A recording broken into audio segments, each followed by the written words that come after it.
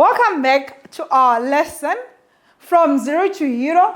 Please like and follow Tembani News for more lessons. I'm your host, Paida, who is going to take you through the math lessons.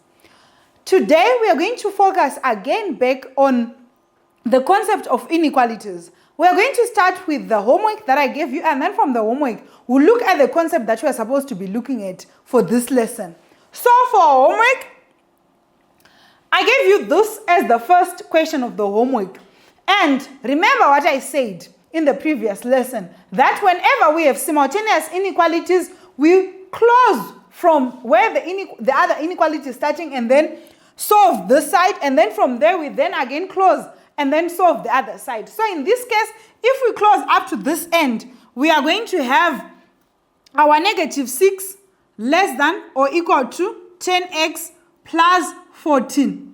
Then we are going to group like and unlike terms, which means our 14 is going to cross the inequality sign and is going to become negative because it is positive there. So it becomes negative 6, negative 14 is less than or equal to 10x. Then negative 6, negative 14 is going to give us a negative 20, which is less than or equal to 10x. For us to solve for x, we are going to divide both sides by 10. So we divide this side by 10 and also divide this side by 10. 10 into negative 20 is going to give us a negative 2, which is less than or equal to our x. We have solved the first side of our simultaneous inequalities. From this point, we are not yet done. We still need to solve the other side where the 24 is. So we're going to close off from this end, moving in that direction. So I'm going to divide our board once again. We are now going to have our 10x plus 14 is less than or equal to 24. From there, we are going to group like and unlike terms. It means I'm going to move my positive 14, crossing the inequality sign, it becomes a negative 14. So I now have 10x less than or equal to 24 negative 14. This will mean that I have 10x less than or equal to 24 minus 14 is going to give me a 10. I'm going to divide both sides by 10 for me to solve for x. So my solution will be x is less than or equal to 10 into 10 is going to give me a 1. So I have these two solutions, this solution and that solution for my simultaneous inequality. But I have to combine the solutions. So from our previous lesson, as I've explained, you are going to first write your x in the middle. After writing the x, you take this solution as it is. Is x is less than or equal to 1. After writing that, it means from this point, I'm starting from x going into that direction. So my x is already there. Then I put my inequality sign and my negative 2. If I were to close off from this end, I still have that solution over there. And if I were to close off this inequality sign, I still have that solution over there. So I've answered this question, or I've solved for this simultaneous inequality. We are moving on to the next question that I gave you as homework. The question was coming from Zimsek, a paper written in 2016 in November. So this is the question that was given. Same method that we use. We close off where the inequality sign is, solve one side, close off the next inequality sign, then also solve the other side. Then after solving, you then combine the solutions that you have. Because the question is saying we are supposed to give the answer in the form A less than or equal to x less than b, where a and b are constants. By constant, we mean these are numbers. So we are going to solve on for x. We are closing from this inequality sign. So I'm solving this end. And it is x negative 2 less than or equal to 4x plus 1. I group like and unlike terms in trying to avoid the negative sign. So I'm going to move the x to that side so that the x remain positive. And I'm going to move the 1 that side. So here I'm going to be left with negative 2. And then if the 1 crosses the inequality sign, it becomes a negative less than or equal to. Then I have my 4x. Then if I move this x, it becomes a negative. So it becomes a negative x because it has crossed the inequality sign. Negative 2, negative 1 is going to give me a negative 3 is less than or equal to 4x minus x is going to give me a 3x. Now I'm solving for x. How do I solve for x? I'm going to divide both sides by 3. So I'm dividing this side by 3 and also dividing this side by 3. 3 into negative 1 into negative 3 is going to give me a negative 1 is less than or equal to 3 into that is going to be x. I've solved this side. Then I want to move on to the other side because it is a simultaneous inequality. So I'm closing off from where the other inequality sign is. The other inequality is here. So I'm going to start solving from 4x, moving into that direction. So I have 4x plus 1 is less than 2x plus 4. This is the inequality that I have. I first group like and unlike terms where I'm moving my 2x to come to where 4x is, and I'm moving my 1 to go where 4 is. So if 2x crosses the inequality sign, it becomes a negative. So I now have 4x minus 2. I put the inequality sign, so 4x minus 2x is less than, my 4 remain as it is. Then I move the negative, the positive 1, it becomes a negative 1. So 4x minus 2 is going to be 2x. Less than 4 minus 1 is going to be a 3. Then for me to solve for x, I'm going to divide the right hand side and the left hand side using a 2. So if I divide by 2 both sides, this side I'm going to get x is less than that. I'm going to leave it as a mixed, as an improper fraction. So after simplifying, it's allowed also to leave it as a mixed number, where we are saying 2 into that will be 1 whole and 1 over 2. Now I'm going to write the solution. How are we writing the solution? We are now combining this inequality and that inequality. And remember, I've mentioned that when you are now combining, you start by writing the x first. So I'm going to write the x first in the middle. After writing the x first, I'm going to take the solution is x is less than 1 and 1 over 2. Then from there, I also want to write this solution. So this solution is saying x is greater than or equal to. So I'm going to put my inequality sign as it is facing the x. And then I'm going to put my negative 1. I have solved this simultaneous inequality. I hope you managed to get correct questions. If you didn't get correct questions, please continue revising and continue to follow our channel, Tembani News. Remember, this is our maths lesson from 0 to hero. Today, we are going to be looking at a graphical presentation of inequalities. So there are two ways of presenting inequalities in graph form. The first method is to represent using the number line. Then the second option is to use the Cartesian plane, where we have the x and the y-axis. But for this lesson, we are going to focus on the first item representing on the number line. So please continue to follow the channel so that you see how we illustrate the inequalities on a Cartesian plane.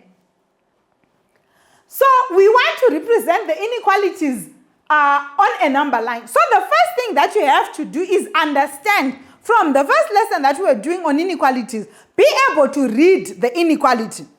Where it is facing is the side which is greater. Okay, so when we are writing a number line, focus on the number that you need first. In this case, the number that we really need is this 3. So I'm going to write a number line. After writing the number line, I need a 3. I've written my 3. So on a number line, if this is a 3, the next number which is going to come here is a 4. The next number which is going to come here is a 5. Then moving in this direction, the next number which is going to come here is a 2. The next number which is going to come here is a 1. And the other is a 0. Then from there, what you need to understand is when this inequality sign does not have an equal to, you go to the number that we want. The number that we want, or our focus number is 3. We put a small circle there. If it is not or equal to, we do not shed the circle. In this case, we leave the circle as it is. Then after leaving the circle as it is, let's read what the inequality is saying. The inequality is saying x is greater than 3. X is greater than 3. X is greater than 3. So which numbers are greater than 3 between 2 and 4? 2 is smaller than 3, but 4 and 5 are greater than 3. So it means the values of x that we want are 4 and 5 and the others which are in that direction. So from there, we then write an arrow like this. And we say the solutions for x are moving in that direction. Where we did not shed the 0, it means 3 is not part of the solution. Our solution is starting from 3 point something going in that direction. But if it is saying the solution is of integers, it means we are starting from 4, 5, 6 going in. Always remember, when it is not or equal to, we do not shed that circle. Now I want you to focus on the B part. The important number that we need on this question is -1. So I'm again going to divide the board so that we will see. So I'm going to write our number line. So I said the main focus of the number that we really want is a -1. So I put my -1 there. If I have a -1 there, the next number that comes here is 0. The next number that comes here is 1. The next number that comes here is 2. On this side, we have a -1 there, so it means the following number will be -2. The next one will be -3. If I were to extend, I'll also have a -4 here. I've written the number line. So our focus number, remember, is this -1. So I'm going to put a circle on -1. I'll put my circle there on -1. Then I go to my inequality sign. What is our inequality sign saying? It has this sign and that. So it means there's an equal to. If there is an equal to, we shed the circle. If it doesn't have an equal to, we do not shed the circle. If it has an equal to, we shed the circle. After shedding the circle, let's read what the inequality is saying. The inequality is saying, remember, where it has opened like this is the side which is greater. So we are saying x is greater or equal to -1. X is greater or equal to -1. So which values are greater than -1? The values which are greater than -1 are the values in this side. So our arrow is also going in this direction. Where we are saying this inequality, in this case, we are saying -1 is part of the solution because we have shaded the circle. I hope you are following. I'm going to put my example so that we'll follow through. We now have this inequality. From this inequality, the number that we really need is this 4. Our 4 is positive. If it doesn't have a sign, it means our 4 is positive. So I'm going to put again a number line. Then on our number line, the middle number that I want is 4, our focus number. So with 4, it means this side I have 5, here I have 6.